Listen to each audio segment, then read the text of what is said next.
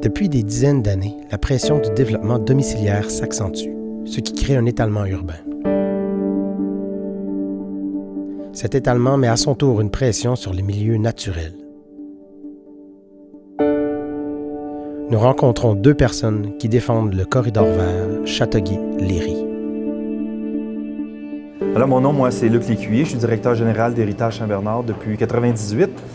Et à Héritage Saint-Bernard, notre mandat, c'est la protection et la mise en valeur des milieux naturels qui nous sont confiés, comme l'île Saint-Bernard, le territoire du ruisseau Saint-Jean et le centre écologique Fernand-Séguin.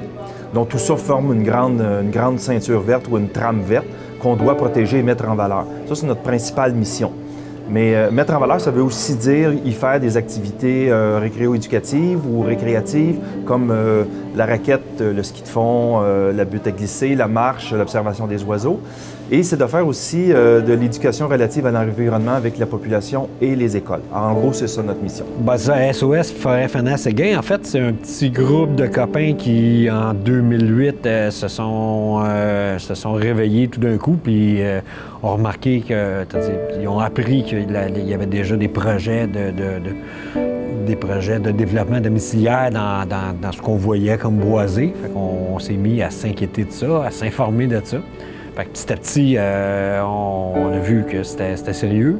D'un, qu'il y avait des sérieux projets de développement là-dedans. On a vu aussi que cette forêt-là, ben, c'était un milieu naturel d'une très grande valeur écologique. On a découvert ça, qu'il y avait une partie des inventaires qui étaient faits. La forêt était déjà reconnue à la communauté métropolitaine de Montréal comme un des bois métropolitains. Ça, on ne savait pas. Puis malgré tout ça, il y avait quand même des sérieux projets. Il y avait une menace de destruction du milieu naturel, là. Fait qu'on s'est assis, puis on a commencé à développer des stratégies. Puis petit à petit, on a documenté la valeur écologique de cette forêt-là, pour finalement découvrir que c'est une des forêts, un des milieux naturels les plus riches là, du sud du Québec.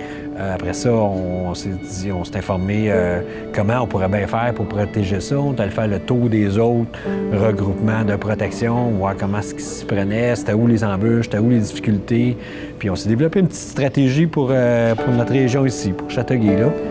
C'est là qu'on a appris qu'il fallait nécessairement passer par les conseils de ville. Fait qu'on était à 1 an avant les élections. Fait qu'on a travaillé fort là-dessus, on a mobilisé les gens, on a sensibilisé. On avait un bon plan de communication. Fait que ça marchait. Au bout d'1 an plus tard, là, on avait 12 000 signataires d'une signature. On avait changé le conseil de ville à Châteauguay. À Léry, ça avait été durement ébranlé aussi. Fait que ça progresse, c'est notre affaire. Fait qu'on n'a jamais lâché depuis ce temps-là.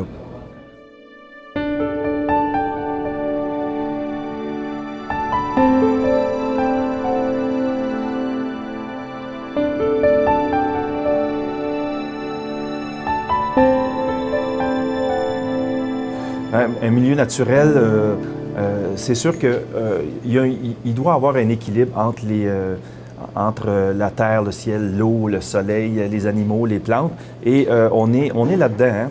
Puis on est tous attachés un à l'autre là-dedans, même si l'être humain se détache complètement, croit pouvoir se détacher, mais avec les changements climatiques, on voit que ça la rattrape. Alors, la nature qu'on protège ici, les végétaux principalement et les marécages, sont essentiels à la vie. Sont essentiels pour retenir l'eau. Un marécage, c'est une grosse éponge qui retient de l'eau. Quand il pleut beaucoup, ça la retient. Puis quand il y a des temps de sécheresse, ça la libère lentement. Alors, si tu enlèves les milieux naturels, tu vas avoir un apport d'eau beaucoup trop rapide vers la rivière parce qu'il n'y a pas de rétention et ça va créer des inondations. Alors, là, l'homme va créer des bassins de rétention en ciment alors qu'il y avait déjà des milieux naturels qui le faisaient naturellement. Il y a aussi, quand on parle des stationnements comme ici qui créent des îlots de chaleur. C'est pas normal d'avoir une chaleur qui est 5 à 6 degrés plus élevée que si c'était une forêt. Alors, les forêts permettent de garder une température plus agréable, plus adaptée pour la vie et retiennent aussi, absorbent les gaz carboniques, ces fameux gaz carboniques qui créent les changements climatiques. Bien, les arbres, eux autres, ils se nourrissent de ça. Alors, les arbres respirent du gaz carbonique le jour et nous autres, et émettent de l'oxygène, et c'est le contraire de nous. Alors, on a besoin, on est complémentaires avec les végétaux. Si on enlève les végétaux, bien, on est mal pris parce qu'on va manquer d'air un jour, tu sais. Les plantes aussi, on sait qu'à la base de beaucoup de découvertes en pharmacologiques, les plantes sont toujours à la base, souvent, de ces choses-là. Et on ne connaît pas la moitié des plantes sur la planète. Fait que c'est sûr qu'on détruit quelque chose qui pourrait venir nous aider à un moment donné. Alors, c'est toutes ces raisons-là qui font en sorte qu'on a besoin des milieux naturels, sans compter le plaisir qu'on a, l'être humain, à aller se promener dans un milieu naturel en raquette, à pied ou en randonnée pédestre. Et on a beaucoup de visiteurs ici qui vont nous témoigner l'importance des milieux naturels. Quand ils viennent se promener, ça les ground, si tu veux, avec quelque chose de vrai qui est la vie, finalement, la contemplation, le silence, puis le bonheur d'entendre des oiseaux, puis du vent, puis du soleil dans la figure. Ça n'a pas de prix, on ne peut pas mettre un signe de pièce là-dessus, mais c'est essentiel à l'être humain, aux besoins de l'être humain. Il y a un consensus dans la communauté scientifique. Il faut un minimum de 30 de milieux naturels si on veut préserver la biodiversité. 30 de notre environnement. Il faut que ce soit de la terre, de la vie, des arbres, des fleurs, des insectes. Il faut qu'il y ait des champignons. Il faut qu'il y ait vraiment là, un écosystème vivant. Sinon, bien, c'est un écosystème, c'est assez complexe, notre biodiversité. Puis à chaque fois qu'on enlève un morceau de la biodiversité, bien, on l'affaiblit toujours. Fait que c'est déjà qui est très, très, très, très faible. Fait que il faut faire ça. De garder de la biodiversité comme ça, bien, c'est ce qui se fait qu'on va être capable de respirer de l'air qui va être vivable, on va être capable de boire de l'eau qui va être buvable, puis on va être capable de se nourrir des aliments. La terre va être capable de nous fournir des aliments qui vont être comestibles aussi. C'est ça. Fait que c'est cet équilibre-là, c'est l'équilibre de la vie. C'est la préservation de la vie, là. C'est ça. Puis d'avoir un milieu naturel prêt, bien, d'un, ça va nous aider à avoir un air qui est plus pur, il va faire moins chaud dans les canicules, puis ça va permettre aux gens de profiter de cette nature-là. Là. Quand on est dans la nature, déjà, les niveaux de stress sont moindres, les gens qui sont malades, qui ont la chance d'être à proximité de la nature, vont guérir plus vite. Il y a plein d'avantages. S'il faut de la nature pour que la nappe phréatique puisse se remplir, il faut de la nature pour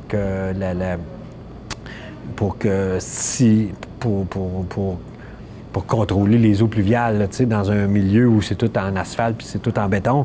Il tombe une pluie, ça s'en va tout de suite dans les drains, ça s'en va tout de suite dans les tuyaux, puis ça s'en va tout de suite dans les cours d'eau. Fait que les cours d'eau sont inondés, il y a des gros floods, ce qui fait que ça va faire encore plus d'érosion. Puis pendant ce temps-là, la nappe phréatique ne se remplit pas, ce qui fait qu'on n'aura pas d'eau pour boire plus tard. Fait que c'est tout un équilibre qu'il faut préserver, là. Il faut préserver les milieux naturels. On n'a pas le choix, là.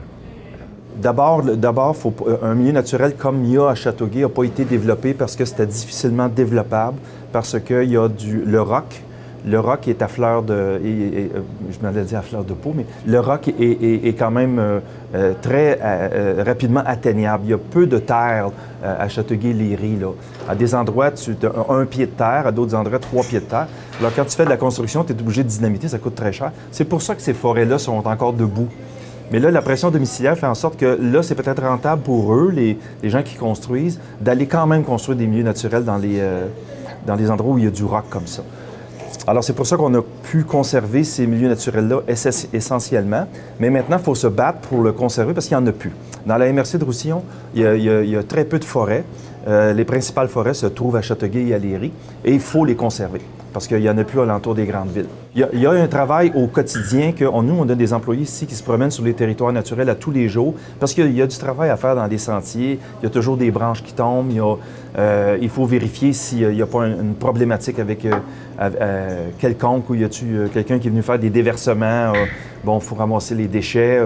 On a 15 patrouilleurs qui font ça à la semaine longue et qui nous font des rapports pour maintenir le milieu naturel en bon état.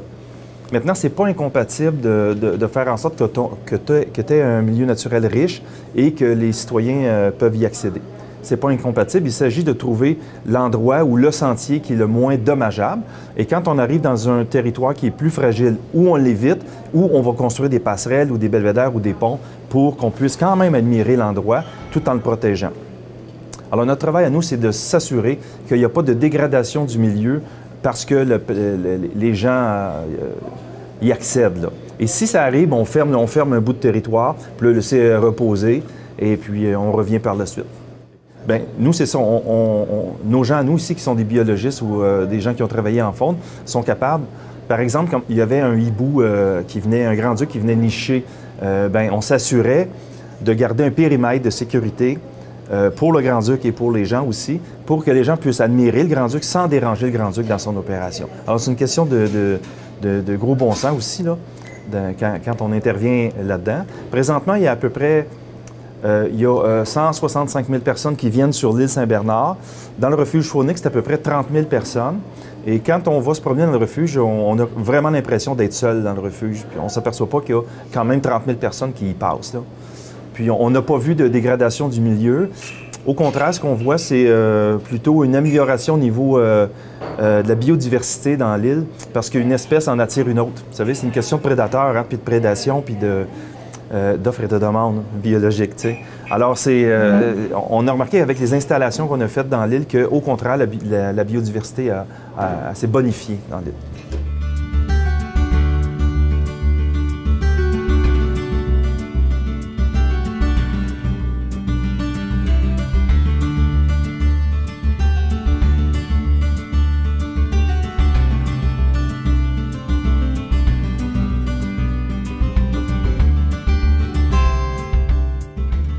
Bien, il faut faire de quoi? C'était en 87 que ça a commencé avec Héritage Saint-Bernard, où déjà à l'époque, les biologistes comme Pierre Aquin, qui travaillait pour nous, avaient déjà déposé des documents sur la protection d'un corridor vert. Alors déjà à cette époque-là, on disait aux municipalités et au gouvernement que ce corridor-là, dû à sa richesse, fallait le préserver. Déjà en 87. Il y avait peu de menaces à l'époque. En 2008, le premier projet, les bulldozers étaient déjà rendus là. Il y avait un projet de développement d'un centre de soccer.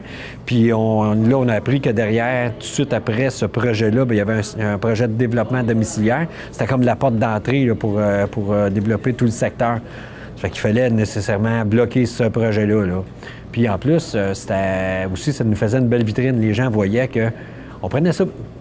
Les gens prenaient conscience qu'on avait pris ça pour acquis, que ces bois-là, c'était là pour toujours. Là, là, tout d'un coup, en l'espace de quelques journées, paf, 500 000 pieds carrés de forêt disparue. Là, pouf, ça a pris une journée ou deux. Là, ça n'a pas été long. Là, on a allumé. On s'est dit, oui, c'est temps qu'on fasse de quoi. Fait que ça a été notre moteur pour mobiliser les gens, ça. Et là, les gens ont vu un bout de forêt partir sur leurs yeux en quelques heures avec de la grosse machinerie hydraulique. Et les gens ont eu peur. Et il y a eu un mouvement là, où les gens ont dit non, on ne veut pas perdre ces forêts-là. Et ce promoteur-là a tout rasé et a commencé à construire son soccerplex. Par contre, il devait avoir la ville devait faire le branchement des infrastructures de ce soccerplex-là et ça lui prenait un règlement d'emprunt. Et un règlement d'emprunt, si la population veut s'opposer à un règlement d'emprunt, elle doit s'opposer en signant un registre. Et les gens se sont mobilisés, ont signé un registre. Je crois que c'était près de 700 personnes qui sont allées signer un registre en l'espace de quelques heures pour manifester leur désaccord. Et à ce moment-là, la ville n'a pas pu emprunter pour ce projet-là. Au même moment est arrivée un peu la crise économique des années 2008, où les promoteurs, finalement, n'avaient plus d'argent et se sont retirés. Donc, on a des ruines de ciment, puis la forêt est en train de reprendre le dessus sur cet endroit-là. Alors, c'était le début là, du mouvement citoyen pour protéger la ceinture verte. En 2008, en 2009, on a mobilisé les gens. On a aussi forcé l'administration municipale de Châteauguay à faire une consultation publique sur ce projet de développement-là. Fait que ça, c'était comme le grand pas.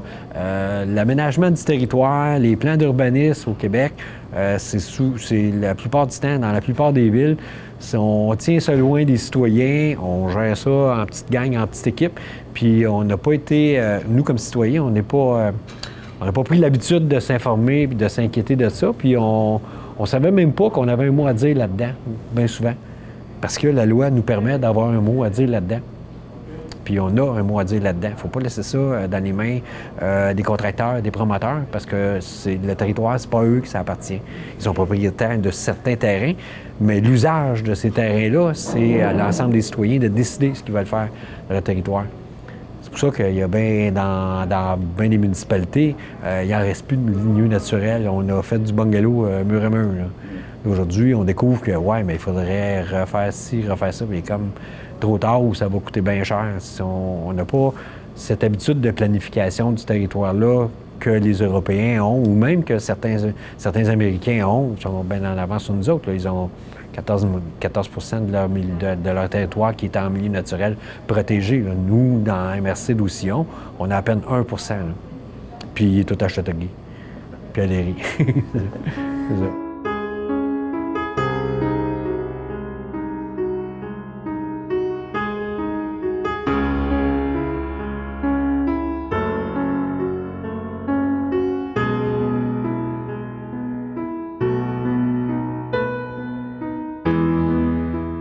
Un an après l'événement, la Ville de Châteauguay a tenu des audiences publiques à Châteauguay, une consultation publique, pour présenter à sa population son plan de développement domiciliaire, si on veut. Alors, il proposait, ça c'est en 2009, proposait 3 scénarios ABC, C étant le scénario le moins pire pour la nature, c'est-à-dire où on construisait le moins de maisons. Malgré tout, on détruisait 27 quand même de forêt avec le scénario C. Alors, nous, on s'est prononcé publiquement en disant ça prendrait un scénario D, c'est-à-dire la conservation totale. Et la population a suivi. Et il y a eu près de 580 mémoires, dont 90 des mémoires proposaient pas de construction du tout ou un scénario C. Là. Alors, la Ville est obligée de prendre compte de ce que la population venait de dire. Et à partir de ce moment-là, ça a été très fort. La population nous a suivis, nous et SOS Fernand-Séguin, dans ce mouvement citoyen-là pour la protection de la ceinture verte de Châteauguay. Oui, bien, on a forcé je reviens encore, on a forcé une consultation publique. Puis on a forcé, on a aussi imposé des espèces de paramètres, des balises. Là. Si vous voulez faire une consultation publique, il faut que ça se fasse de telle façon, il faut que les gens aient la chance de s'exprimer. Il faudra qu'il y ait un comité qui va analyser les commentaires ou les recommandations des citoyens, puis les mémoires des citoyens aussi. Puis il faut donner de l'information là-dessus. C'est sûr que on se rappelle, ça, c'est avant la commission Charbonneau. Il y avait dans le temps la firme qui s'appelle Plania, qui aujourd'hui a dû changer de nom pour toutes sortes de raisons. Parce que les gens qui étaient là-dedans sont sous accusation de toutes sortes d'affaires pas trop catholiques. Fait qu'ils ont eux autres préparé une espèce de document qui s'adressait non pas aux citoyens, mais aux contribuables payeurs de taxes. Puis il y avait non pas des faussetés ou des demi-vérités sur l'ensemble du dossier, sauf qu'on avait, nous, entre-temps, Héritage, Saint-Bernard, les groupes, puis SOS Fernand-Séguin, on avait déjà monté de la documentation, puis on avait déjà informé les citoyens. Fait que les citoyens se sont exprimés clairement lors de ces consultations-là, malgré tout le blabla et la mise en scène qui avait été préparée par les urbanistes privés de Plania, qui étaient pro-développement carrément. Là. Malgré ça, il y a eu une participation là, vraiment là, unique au Québec là, à cette consultation-là. Il y a eu 500 mémoires qui ont été déposées. C'est vraiment unique. Là. Puis tout le monde, à 92 % les gens étaient en faveur de la conservation totale du territoire des milieux naturels qui restaient du corridor vers Châteauguay-Léry. C'est vraiment unique. Fait que ça a donné comme un coup. Là. Ça a marqué, là, ça a marqué fort. Suite à cette consultation-là, l'équipe qui était en place ne s'est pas vraiment représentée. Il y a une nouvelle équipe avec Nathalie Simon qui s'est présentée, qui elle a promis de protéger cette forêt-là. Fait que les gens ont voté pour elle, puis son équipe. Puis c'est son équipe qui a pris le pouvoir. Fait que depuis ce temps-là, il y a eu un règlement de contrôle intérimaire qui est adopté à la MRC, qui est adopté aussi à Châteauguay. Depuis ce temps-là, la forêt est une espèce temporairement protégée. On n'a pas le droit de rien faire. Fait que c'est quand même ça. Fait que ça va bien. Puis tranquillement, pas vite, la Ville a commencé avec différentes fondations privées puis des subventions des gouvernements à acquérir certains terrains clés. Puis c'est ça. Fait que ça, du côté de Châteauguay, ça avance quand même assez bien.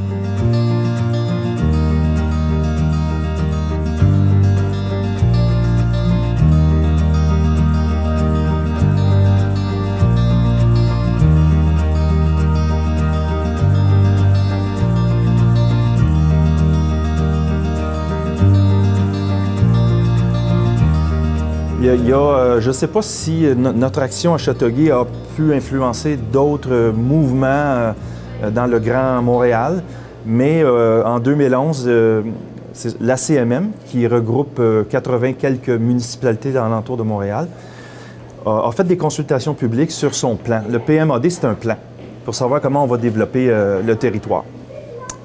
Dans ce développement-là, il y a la protection des milieux naturels.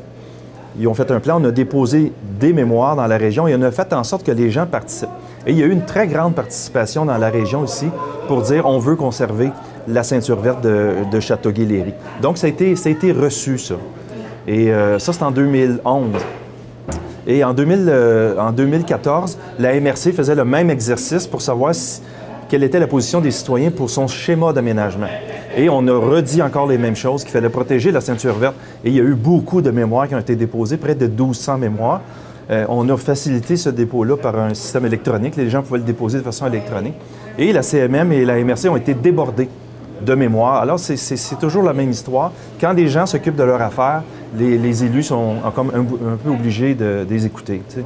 Entre-temps, la communauté métropolitaine de Montréal devait élaborer un plan métropolitain d'aménagement pour l'ensemble du Grand Montréal, les 82 municipalités. Parce que ça, c'est un premier effort d'aménagement, de planification de l'aménagement du territoire. C'est une première vision. Toutes les grandes villes sur la planète ont ça, là. Mais nous, on n'avait pas ça. On était plutôt en développement sauvage, n'importe qui fait n'importe quoi. Puis là, c'était une première planification. Puis ils devaient suivre des orientations qui avaient été données par le gouvernement provincial. Puis là-dedans, ils devaient préserver des milieux naturels. Fait qu'ils ont donc repris le concept des bois métropolitains qui avait été élaboré en 2002-2003. Puis, sauf qu'il avait été mis de côté dans le temps. Fait que là, ils ont repris ça, ils ont fait une espèce de proposition aux citoyens, puis ils ont fait une véritable consultation citoyenne là-dessus. Ils ont consulté les citoyens, les groupes citoyens, les groupes de promotion. Tout le monde, ça a été majeur comme consultation. Ça a été vraiment génial, une belle participation. Et la plus belle participation, bien, ça a été ici à la MRC d'Aucillon, parce qu'on était là, puis on a déposé des mémoires, puis on a rempli les salles, puis la CMM a compris qu'ici, à Châteauguay, puis à Léry, les citoyens avaient à cœur la protection de leur milieu naturel. Fait que c'est quand même bien. Puis là, finalement, suite à ça, ils ont bonifié leur proposition de plan métropolitain d'aménagement pour mettre des cibles. Ils ont ciblé à 12 % minimum de protection des milieux naturels avec un objectif d'atteindre 30 % un de ces 4 matins, sans préciser la date, là, sans préciser l'échéance. Mais quand même, là, il y avait ça. Puis il y avait là-dedans, en projet prioritaire, la préservation et la protection du corridor vert Châteauguay-Léry. Fait que ça, c'était assez formidable là-dedans. Fait qu'on avait une confirmation là. Fait que ça a été adopté en 2012 à la communauté métropolitaine de Montréal. Suite à l'adoption de ça, les MRC, les municipalités régionales de comté, devaient adapter elles autres le schéma d'aménagement.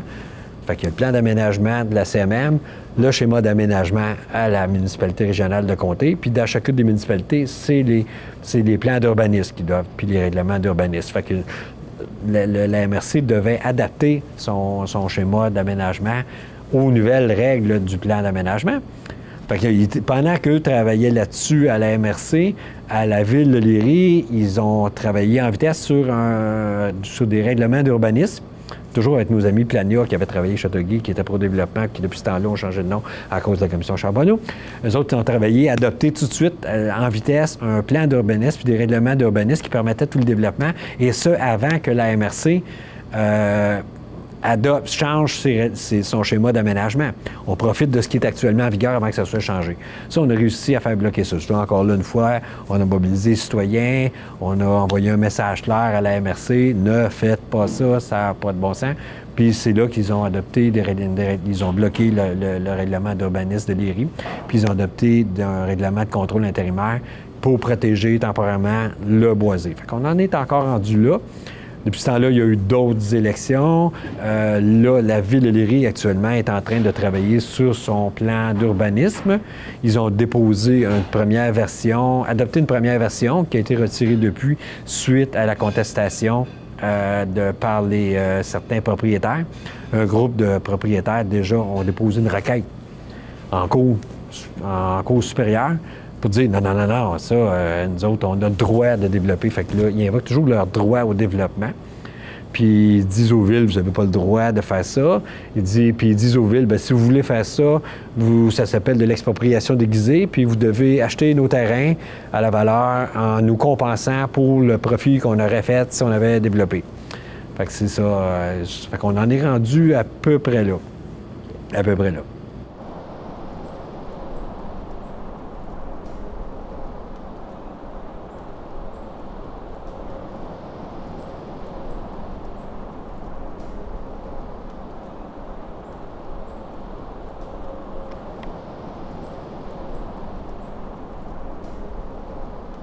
C'est que la CMM a reconnu qu'il y avait des territoires ici à protéger. Ça, c'est le fun. Quand le gouvernement reconnaît qu'il y a des territoires naturels à protéger, c'est une victoire pour les citoyens. Sauf que ce qu'il propose ne correspond pas à ce que nous, on pense qu'il devrait être protégé. Nous, ce qu'on pense, c'est beaucoup plus grand que ça. Beaucoup plus grand parce que nous, on se base sur des études scientifiques. Ce qu'on reprochait à la CMM, c'est d'avoir protégé des boisés et de ne pas avoir tenu compte des zones qui étaient des zones en friche, qui sont aussi importants au niveau de la biodiversité, des fois plus. Dans les zones en friche, on retrouve par exemple l'aubépine harigot de coq, qui est une espèce très rare au Québec. On retrouve seulement à Châteauguay, Léry et un peu à Kahnawake. Eh bien, si on coupe les friches, on coupe les aubépines harigot de coq. Alors, on essayait de faire passer un corridor vert qui serait plus grand, une trame verte plus grande. La CMM ne l'a pas reconnu à ce moment-là. La MRC le reconnaît un peu plus, mais pas comme on le souhaiterait. On est encore là-dedans dans ces discussions-là. C'est un statut. Un EFE, c'est un écosystème forestier exceptionnel. Ça veut dire que c'est dans les tops de la valeur écologique. Ça veut dire qu'on retrouve soit des espèces rares ou des espèces nobles qu'on voit très peu, des colonies, par exemple, de chênes ou de noyers cendrés qu'on retrouve à peu d'endroits. Alors, on leur donne une note. Alors, EFE, ça veut dire c'est la plus haute note, c'est A+, si tu veux, en écologie, pour dire c'est vraiment exceptionnel, ça, il faudrait le protéger. Et il y en a plusieurs EFE dans la trame verte. Il y en a tellement que ceux qui ont fait les inventaires, M. Sabourin, qui est des grands spécialistes, a dit finalement, la trame verte serait un EFE entièrement à cause de sa valeur écologique. Alors nous, on continue à se baser sur la science pour dire qu'il faut protéger ces choses-là. Et les politiciens, bien, ils font de la politique, puis des fois, ils ne tiennent pas compte tout le temps de la science. C'est de la politique. Mais on va réussir avec le temps à les convaincre. C'est ça. Quand ils ont adopté le plan métropolitain, quand la communauté métropolitaine de Montréal a adopté le plan métropolitain d'aménagement, ils ont repris ils n'ont pas considéré tout le corridor, malgré nos recommandations, tout le corridor qui part finalement de l'autoroute 30, là, puis jusqu'à l'île Saint-Bernard, qui représente à peu près 1000 hectares. Puis plus, c'est... parce que nos recommandations étaient de préserver tout ça. Parce que ce qui est important, c'est d'avoir un grand milieu naturel. C'est ce qui ne reste plus dans la région métropolitaine. C'est des petits boisés. C'est des petits boisés qui sont souvent fragmentés. Puis à chaque fois, tu vas fragmenter. Plus tu rapetisses un boisé, moins tu as de la biodiversité dedans, plus tu vas affaiblir ta biodiversité. C'est juste de percer une petite rue dans un boisé, bien là, tu viens de tout modifier l'ensemble. Il y a mettons juste des espèces d'oiseaux qui, eux autres, sont... Pour nicher puis pour assurer leur survie de nidification, ils ont besoin d'un grand espace qui est situé au milieu d'une forêt qui est assez grande. Fait que des fois, ils ont besoin de 200, 300 hectares de forêt. Si tu rapetisses, bien, il va être rendu en lisière de forêt. Puis là, il y a des vachers à tête brune qui sont un autre oiseau qui vont aller peut-être squatter leur nid ou bien non détruire. Ils vont avoir plus d'éclairage. La température va être différente, il va être plus de vent. Fait que leur milieu est complètement changé. Puis aussi, tout ce qui pousse va être complètement changé. Les insectes qui sont en dessous vont être changés. Fait qu'on vient d'affaiblir cet écosystème-là. C'est pour ça que nous, on croyait que c'est important de préserver un bloc au moins un ensemble de 1000 hectares là, pour préserver tout ça. Sauf que à la CMM, ils n'ont pas vraiment pris ça au sérieux dès le départ. Ils ont repris, pour des raisons de facilité peut-être, l'espèce de périmètre de conservation qui avait été déterminé en 2002, puis qui était plus petit. Fait que à la MRC, ils sont partis de ça. Ils l'ont agrandi un petit peu, quand même. Puis, mais pas encore suffisamment. À la ville de Léry, quand ils sont en train de travailler sur leur plan, règlement d'urbanisme, ils l'ont agrandi encore un petit... Ils essaient de l'agrandir encore un petit peu pour en faire un corridor qui va aller rejoindre un bois de Léry-Beauharnois, qui, lui, pourra rejoindre plus tard, à un moment donné, les Adirondacks, pour aller rejoindre une espèce de trame verte qui va permettre la circulation des espèces. Là. Ça, c'est assez important, ça. C'est majeur. C'est pas assez important, c'est majeur. Il faut pas que nos chevreuils de l'île Saint-Bernard soient fermés là. Dans 10 ans, 15 ans, 20 ans, bien, c'est sûr qu'on va affaiblir la génétique. Là. Ça ne serait pas bon. Il faut qu'il y ait de la circulation libre des espèces. Oui. Mais quand on parle de ces... On parle des bois qui sont des forêts qui sont plus dans le nord, essentiellement de conifères. Alors, ça serait un peu démagogique de dire on a assez d'arbres. La question, c'est la biodiversité. Si c'est juste de l'épinette noire là-bas, bien, on perd beaucoup de biodiversité parce qu'au sud, ici, c'est là que c'est riche. Les forêts sont riches au sud, c'est-à-dire dans la région de Montréal, Québec, même Sherbrooke, la biodiversité est complètement différente de Montréal. La richesse, là, de la biodiversité, c'est souvent la rencontre. Il y a des espèces qui sont à leur limite nord, puis il y a des espèces qui sont à leur limite sud. La rencontre, les cotones entre les deux, c'est là où tu retrouves la plus grande richesse de la biodiversité. Et malheureusement, c'est les endroits qui sont habités, très habités par les Québécois, c'est aux alentours de Montréal. Et c'est là qu'est la plus grande richesse. Donc on ne peut pas dire on va tout couper ici, puis on va garder les épinettes au nord. On y va même pas au nord. Il faut quand même vivre avec nos forêts qui sont ici aussi. T'sais.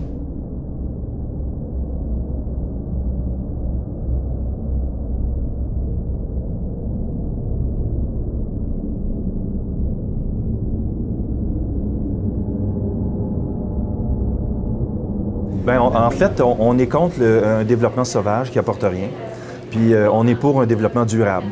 Et je pense que la planète, présentement, parle de développement durable. Quand on regarde les mouvements sociaux à travers la planète, présentement, on a vu le 100% possible où les gens vont marcher partout. Quand on voit l'accord de Paris, présentement, on voit que le développement pour de l'argent, c'est complètement insensé. Même le pape a dit que la recherche de profit absolu tout le temps, c'est le fumier du diable.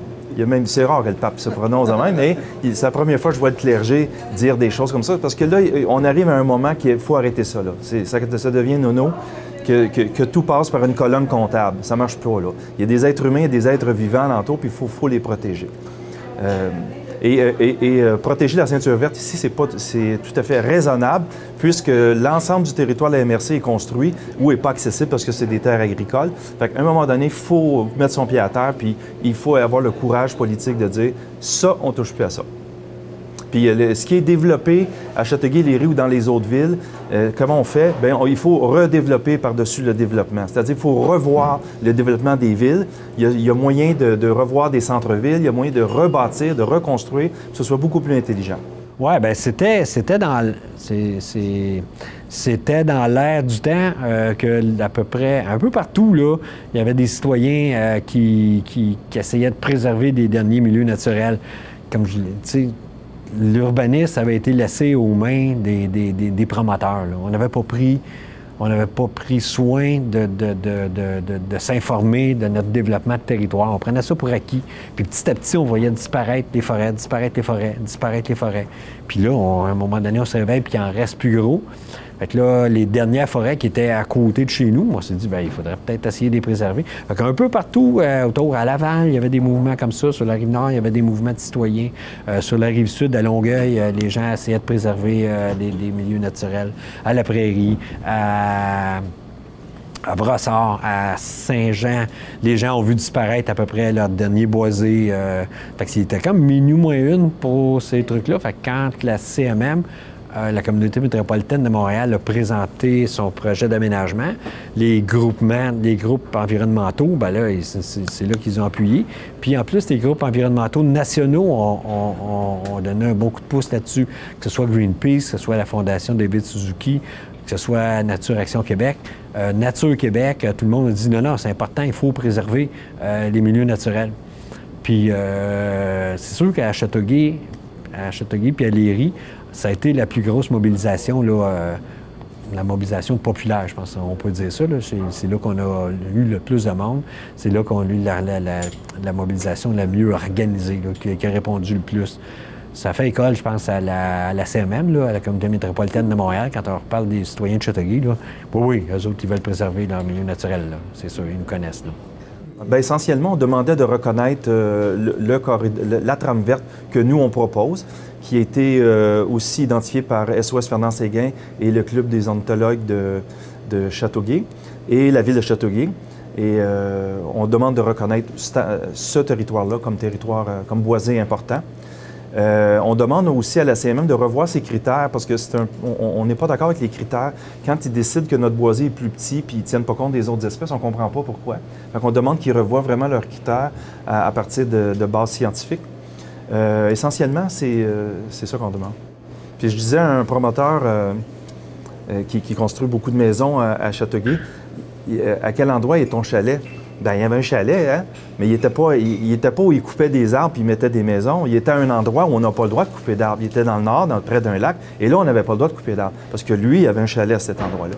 Bien, ça devrait être la même chose pour tous les humains, là. Hein? On devrait avoir ce même droit-là. Oui, bien c'est ça, c'est tout l'aménagement. Faire une proposition d'aménagement, c'est justement de concilier le développement, la protection du territoire et les usages intelligents du territoire. Le plan métropolitain d'aménagement, c'est bien clair. Ils ont regardé le territoire, 82 municipalités, on a tant d'hectares, on a tant d'hectares en milieu agricole, il faut les préserver. Ça, on ne touche pas à ça, il faut même l'agrandir. On parle même d'agrandir la zone agricole de 6 Les milieux naturels, on veut 12 puis idéalement, on veut se rendre à 30 on les place, ces affaires-là. Puis après ça, on se dit, c'est quoi le prochain, ça va être quoi notre demande en nouveaux logements, en nouveaux unités de logement? Bien, d'ici 2030, c'est 320 000 unités de logement. On a-tu de la place pour faire ça, puis comment on peut faire ça? Bien, ils ont fait l'exercice, puis c'est possible. Puis il y a encore de la place pour ça, sans toucher au milieu naturel, sans toucher au milieu agricole.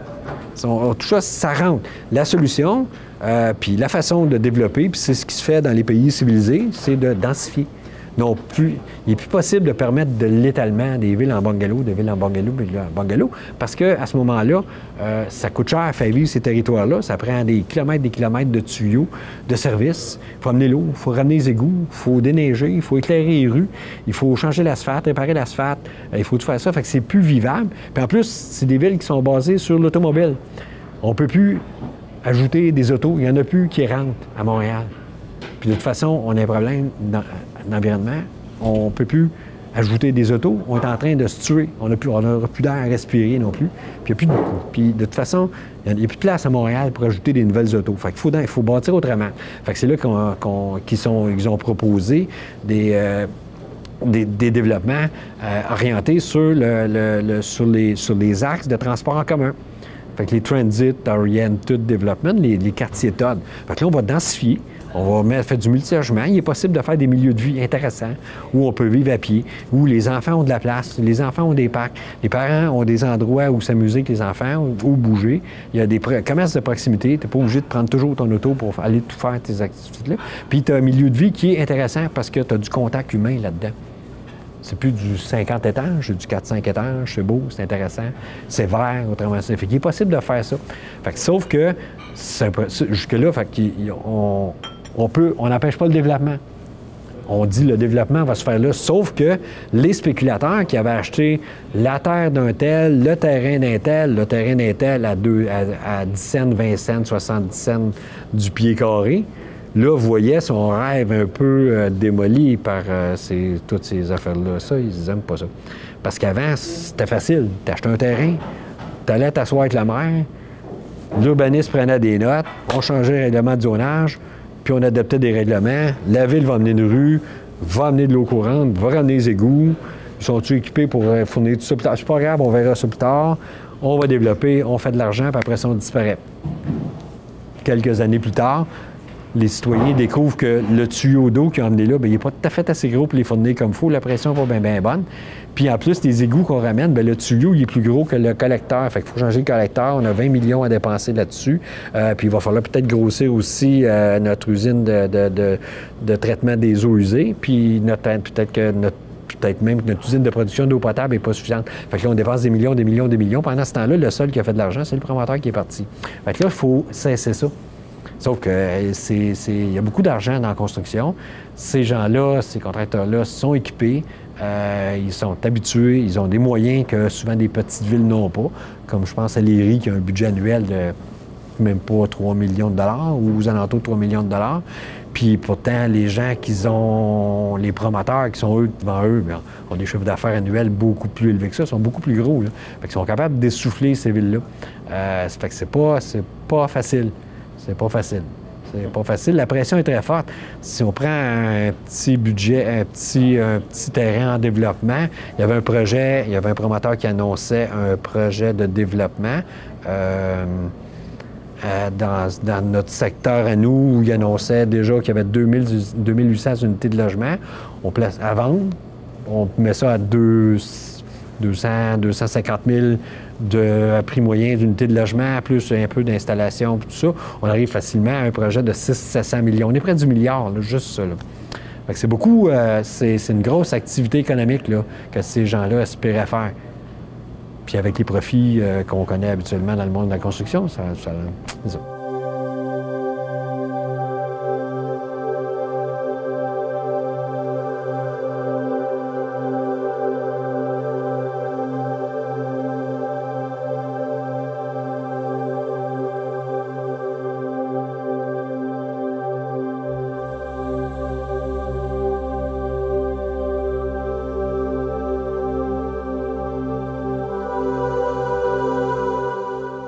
Hubert Reeves est venu à quelques reprises ici. Il a fait même, je ne sais pas si on a un tableau sur le mur, il doit être à quelque part sur le mur. Hein. Mais oui, et puis il était très gentil, Hubert Reeves. Il venait ici, c'était gratuit, puis il faisait ça pour aider la cause. Il est venu pour nous, il est venu pour SOS Fernand Séguin. Mais aussi des gens comme Albert Jacquard, Ricardo Petrella, Steven Guilbeault. Tous ces gens-là sont venus dans des conférences ici, puis nous ont aidés finalement à mettre en place tout ça. T'sais. Ben oui, c'est sûr. Dès le départ, quand on est une gang de petits nobody qui essayent de protéger un milieu de forêt, on se dit, premièrement, il nous faudrait des gens qui s'y connaissent un peu partout. Il nous faut de l'expertise, tu sais. Fait que qui c'est qui est bon en communication dans notre réseau, qui c'est qui est bon pour faire des inventaires floristiques, des inventaires des oiseaux, qui c'est qui est bon, qui s'y connaît en règlement d'urbanisme, qui c'est qui s'y connaît en loi. Il y a plein de lois qui sont mêlées là-dedans, là, les lois d'environnement, les lois d'aménagement d'urbanisme, les lois des cités et villes, et en tout cas plein. Il faut s'y connaître là-dedans aussi.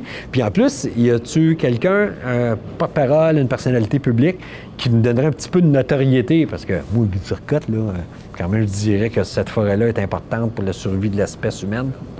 Ça n'a pas beaucoup d'impact. On a été chanceux. Il y a un monsieur qui s'appelle Hubert Reeves, que quand il était jeune, il habitait à Léry. Puis quand il était jeune, il venait passer ses étés ici. Puis quand il allait jouer dans le bois, bien, c'est dans ce bois-là. Puis là, dans notre réseau, qui connaît Hubert Reeves? On a réussi à connaître quelqu'un qui connaît Hubert Reeves. On lui a écrit, on lui a expliqué qu'on cherchait quelqu'un pour nous appuyer. Sa réponse a été immédiate. Oui, oui. Il nous a tout de suite appuyé, il nous a parlé en notre nom, il nous a même offert une conférence à Châteauguay. Puis Dieu sait que les conférences d'Hubert Reeves, c'est couru, ça a marché, on a fait ça le compte. On a ramassé les profits de cette conférence-là, ça nous a fait notre petit trésor de guerre pour partir, pour faire nos communications. Ça a été formidable. Fait que, il faut des appuis comme ça. Il faut des appuis comme ça.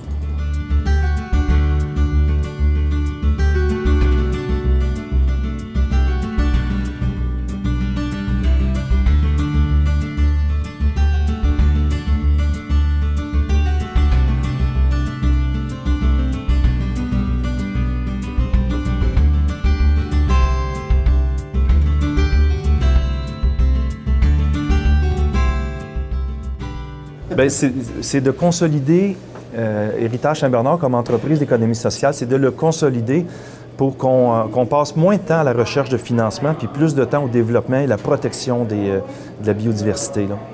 Ça c'est un vœu que j'ai. Puis comme je te dis, de mettre en valeur ce qu'on trouve déjà sur l'île Saint-Bernard, du côté du tertre, le côté archéologique, historique, nous intéresse beaucoup. Ça va tout ensemble, hein, Mathieu, ces choses-là.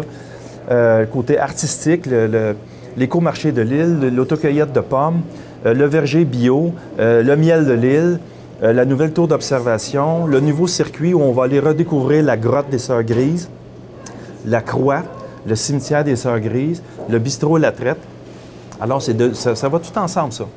Alors, c'est ça les futurs projets, c'est de consolider tout ça. Bien, je pense que deux choses. Premièrement, que les arbres sont encore debout, que la forêt soit encore intacte. Puis que depuis ce temps-là, les gens en profitent, les gens la découvrent. Moi, je me promène un peu partout, puis je rencontre partout des gens là, qui vont explorer, profiter de cette forêt-là, profiter du plein air, profiter profiter de toute la floraison au printemps qui est géniale. C'est magique cette affaire-là. Avant, les gens n'allaient jamais là, ne découvraient pas ça. Fait que les gens découvrent la richesse de cette forêt-là, de plus en plus, puis qui est encore intacte pour l'instant. Puis l'autre affaire dont je suis le plus fier, c'est que les gens commencent à se mêler de l'aménagement de leur territoire. Le territoire, ça leur appartient. On a un mot à dire dans l'aménagement. C'est pas vrai que les promoteurs vont faire ce qu'ils veulent de notre territoire. C'est important de préserver nos forêts, c'est important de préserver nos abords de rivières, nos rivières, la qualité de notre eau. On a des règlements pour le faire, puis là, on a le droit de s'en mêler, puis là, les gens s'en mêlent. Fait que les villes, en tout cas à Châteauguay, puis à Léry, ont fait un bel effort là-dessus pour impliquer les citoyens dans l'écriture et dans l'élaboration de leur nouveau plan d'urbanisme. Qu'est-ce qu'on veut comme ville? C'est nous autres, le terrain. Là. On n'est pas obligé de développer Murameur. Vous voulez qu'on développe Murameur? On va développer Murameur. 20 000 habitants de Léry? Non. Les gens ont dit non, nous autres, on veut rester une petite ville. On veut préserver des milieux naturels. Bon, les villes ont le droit de faire ça. Puis là, les gens sont de plus en plus conscients que les villes ont le droit de faire ça. Puis que les villes sont obligées de consulter les citoyens puis de les consulter de façon honnête. Et non pas faire des semblants de consultation. Consulter de façon honnête. Il reste encore à appuyer la ville de Léry, le conseil de ville de Léry, qui sont devant un super combat à mener en cours pour défendre, le droit des villes à décider des affectations dans leur territoire. Les villes ont le droit puis c'est clair, la loi est claire, il y a de la jurisprudence, mais sauf qu'il y a toujours quelqu'un pour le contester, le fait que les villes ont le droit de dire ça, monsieur, vous avez acheté une forêt. Nous autres, on dit, vous avez encore une forêt, puis ça va rester en forêt. Puis, on a le droit de faire ça. Ce droit-là, il doit être débattu en cours, puis la ville doit gagner encore, doit appuyer. L'autre affaire, l'autre combat qu'il doit mener, c'est que les villes ont le droit de dire, vous avez une forêt qui a une telle valeur, vous regardez cette forêt-là, si vous voulez la vendre, bien, on va vous l'acheter comme si c'était une forêt, et non pas, on n'a pas à vous compenser parce que vous autres, vous avez rêvé d'en faire un quartier à 4 étages de haut qui aurait valu des milliards. On n'a pas à faire ça. Les villes n'ont pas à faire ça. Fait que je pense que c'est un combat que la ville de Léry doit mener. Ce combat-là ne doit pas. C'est important qu'il ne le mène pas tout seul parce que des combats judiciaires, ça coûte une fortune. Ils sont une petite ville. Heureusement, pour l'instant, ils ont l'appui de la communauté métropolitaine de Montréal. Le maire, le président et le président de la CMM et le maire de la Ville de Montréal, Denis Coderre, a dit qu'il appuyait la Ville de Léry dans leur combat. Là, c'est un appui moral, mais là, il va falloir que les sous suivent, que les dollars suivent, que ce soit un appui pour ça. Fait que ça, je suis confiant que ça va se faire. Je pense que c'est ça. Je pense que dans les prochains mois, peut-être même les prochaines années, parce que quand on parle de judiciaire, des fois, c'est long, c'est là que ça va se passer. Puis c'est un combat aussi qui va être utile pour l'ensemble de la protection des milieux naturels pour le sud du Québec, puis le Québec au complet, là. Que les villes cessent de se sentir obligées de faire attention à ce que veulent les promoteurs, puis faire attention aussi à se tenir loin de l'expropriation déguisée, puis à considérer qu'il faut compenser les gens pour des profits qu'ils auraient eu, comme s'il y avait un droit à développer. Il n'existe pas, ce droit à développer-là. Le droit au développement n'existe pas au Québec. La loi est claire, mais sauf que personne n'est allé jusqu'au bout pour contester ça.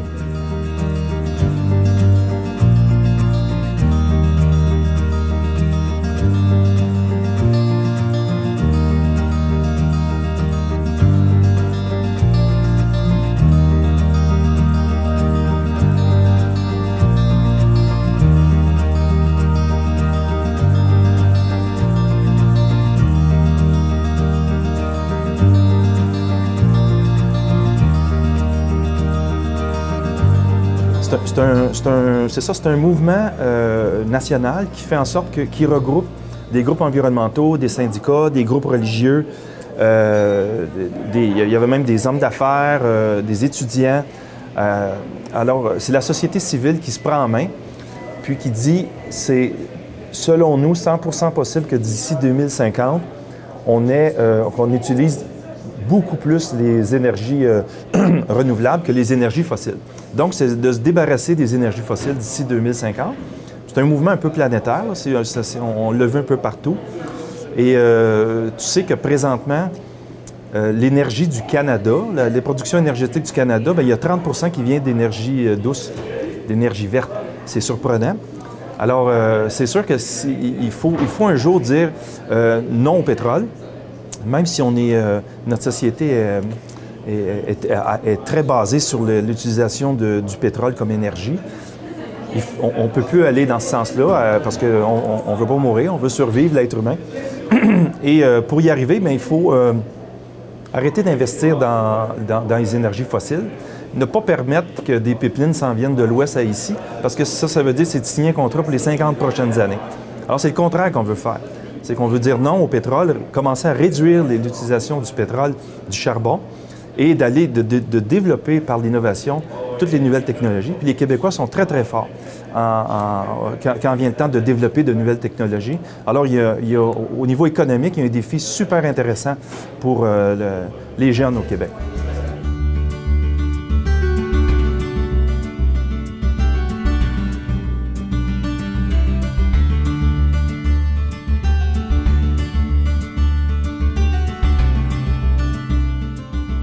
Ouais, non, ben oui, ça pourrait devenir, il y en a, j'en connais qui se sont épuisés là-dedans.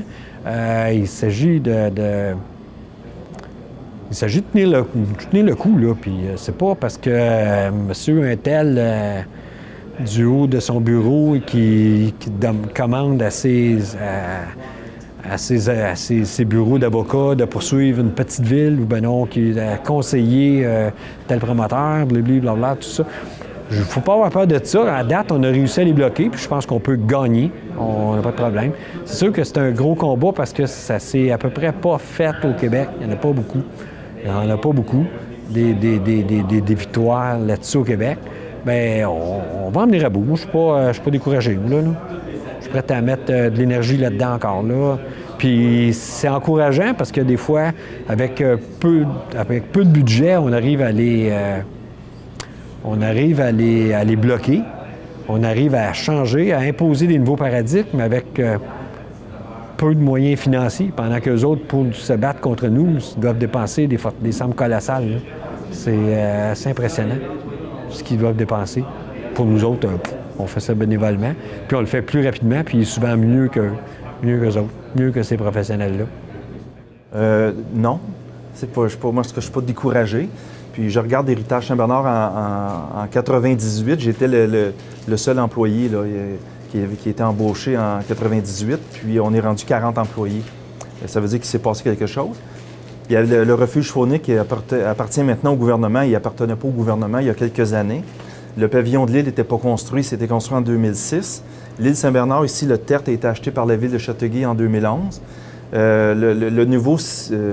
Le nouveau chalet d'accueil au Centre écologique Fernand-Séguin va voir le jour en 2016, peut-être 2017, printemps 2017.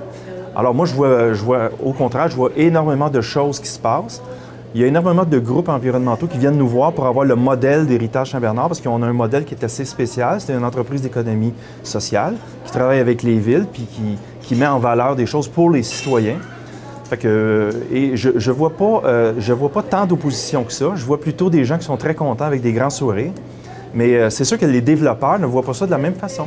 Mais ça a changé aussi. Les développeurs comprennent que si tu veux vendre une maison, puis ton prochain boisé, c'est le Mont-Saint-Hilaire, alors que tu en as un à Châteauguay, bien, à cette heure, vous savez que quand ils vendent des maisons, ils mettent dans les pamphlets là, près de l'île Saint-Bernard. C'est devenu un élément vendeur pour venir demeurer dans un endroit. Tu sais. C'est tout ça qu'on a changé avec le temps. Puis je ne suis pas découragé.